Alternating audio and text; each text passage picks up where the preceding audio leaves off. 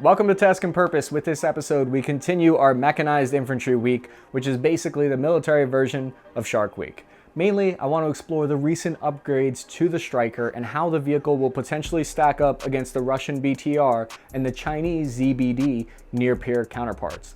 The Stryker weighs in at 18 short tons and is capable of carrying more than a full squad of up to 9 dismounted troops. To put that into perspective, my Toyota Camry weighs 1 ton, and if I had any friends, it'd be capable of carrying a team of 5.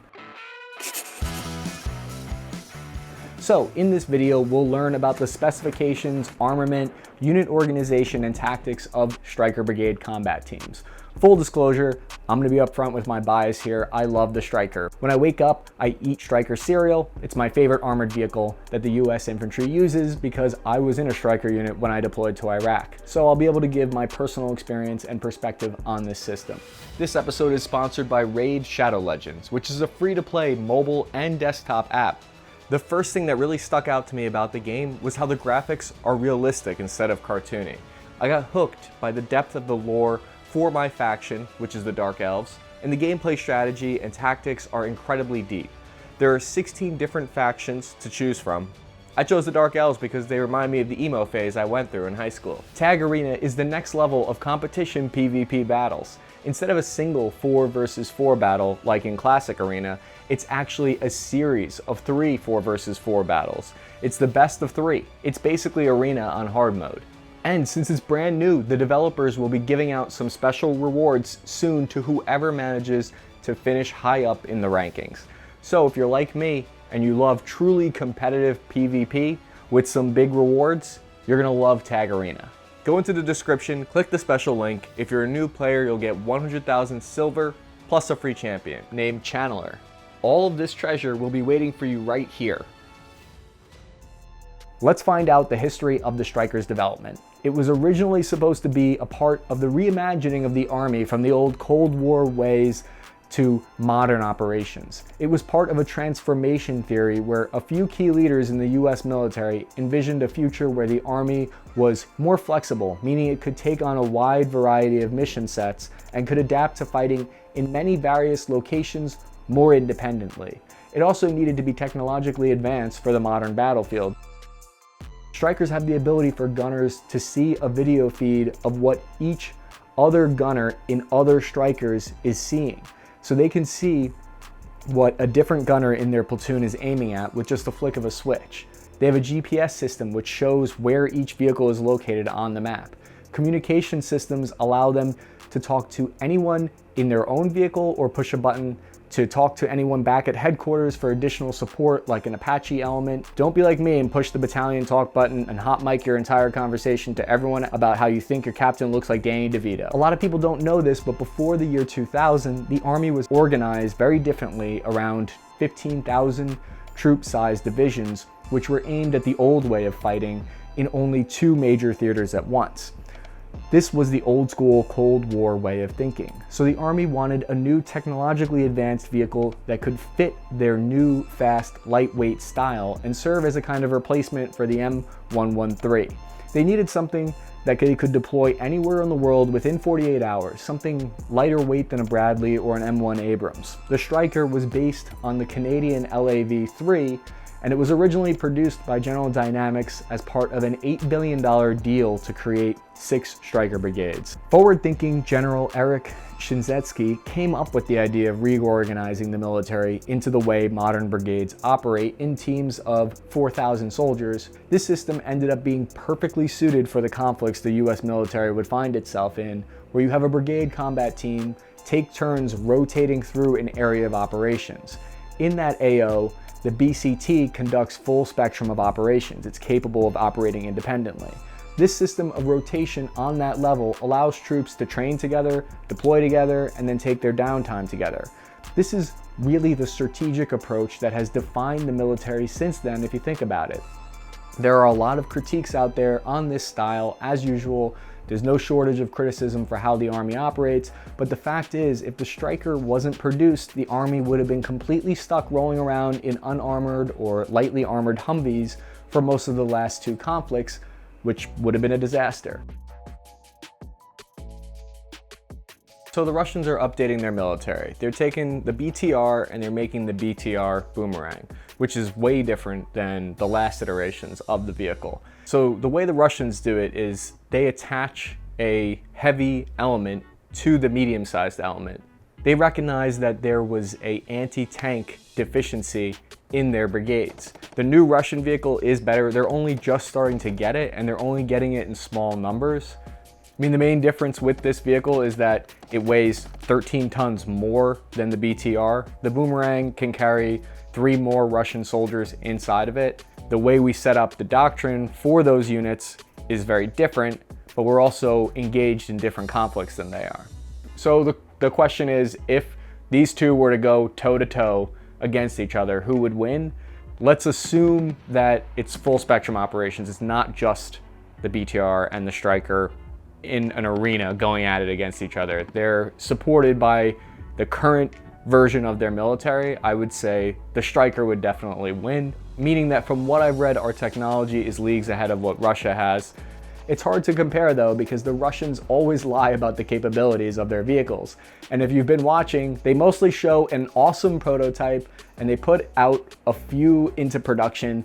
And when you check back like a year later, they've stopped actually making the system altogether. Usually it's because it costs too much, they say, even though, what's that? The main reason everyone claims the BTR is better than the Stryker is because supposedly it costs a fraction to produce. They say the BTR-90 can drive 300 kilometers further than the Stryker and has the advantage of side hatches, and it can go through water. How often are you driving around in patrol and you're looking at a river and you're like, oh, I really wish I could go through there? Next to never. And the side hatches won't work if you put an RPG cage on it, which you'll probably want.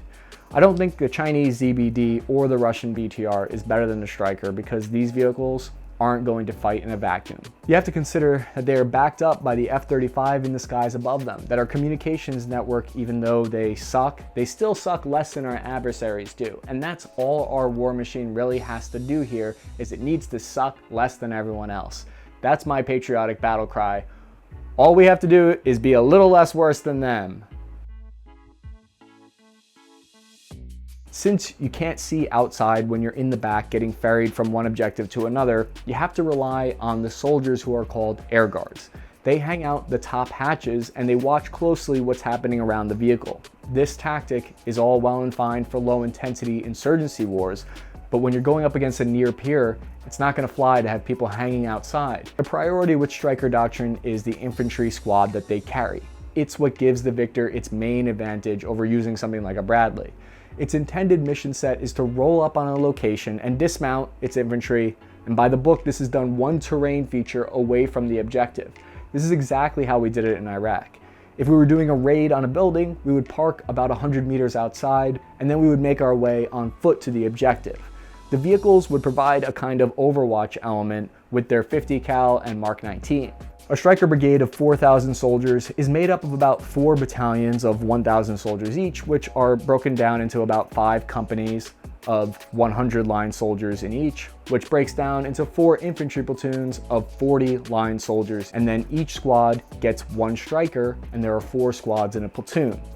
You couldn't have that kind of unit cohesion with Humvees or Bradleys, which can only carry half a squad. The Stryker assigned to your squad is like your second home. Soldiers in mechanized infantry units end up sleeping, eating, and getting to know each other in that metal box more than anywhere else. I got so attached, if anyone tries to sit in my assigned seat, I would fight and lose that physical altercation trying to defend my seat. So for most operations, you're moving around out the wire in groups of 4 Strykers at a time. Each Stryker has a different role and responsibility. 2 of them have 50 caliber machine guns on top, while another 2 in the platoon have a Mark 19 automatic grenade launcher. It looks like in the future, instead of splitting these Dragoon 30mm versions across all the brigades, they're going to organize it differently than that. The Army is going to have some Stryker brigades that are equipped fully, all of them with the 30mm variant and Javelin missiles, and then they'll have other Stryker brigades that are considered light brigades with the 50 caliber. So speaking of the new Dragoon version, here's the new loadout for that variant. It will have an XM813 30mm autocannon, which has a capacity for 150 rounds of Mark 238 high explosive incendiary tracer rounds. Then they can switch to the Mark 258 armor piercing fin stabilized sabot rounds for engaging enemy armored vehicles. The system is stabilized, which gives the Dragoon Stryker the ability to fire accurately while still being on the move. The laser rangefinder automatically adjusts the aim, and the system weighs nearly 400 pounds, almost half a ton in additional weight to the Stryker. It has a barrel length of 94 inches and can fire 200 rounds per minute. It can hit targets out to 3,000 meters, which is definitely a range increase over the 50 cal. That should tell us everything we need to know about where the Department of Defense thinks the next threat is coming from. All the next generation weapon systems that I've covered in the past year are a giant hint that the military is preparing for a near-peer war. Before, they were optimizing all their equipment and weapons for mobility and speed, and there was an emphasis on small unit tactics and counter IED as well as counterinsurgency. Now, all the money is pouring into upgrades which make our military heavier and less fast, but they're betting that this trade-off will be worth it in the next conflict. Does anyone know why the Stryker ramp drops so slowly? Can anyone out there tell me why you can't add cameras around the vehicle so the infantry inside can have some situational awareness, or at least something to watch on a screen instead of having to sit there and ask each other what they miss most about home? Troops nicknamed the Stryker the Kevlar coffin, but usually having a nickname in the army means that soldiers actually like you. It's like a term of endearment. It's like why they called me PFC Crappy instead of PFC Cappy, right?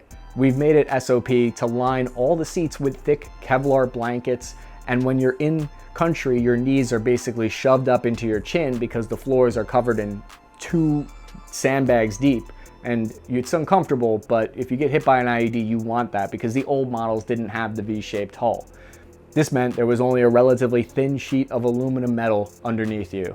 The Strykers are modular, and here I won't make fun of that because they are modular in an awesome way. There's pretty much 150 variants, making it the Pokemon of military vehicles.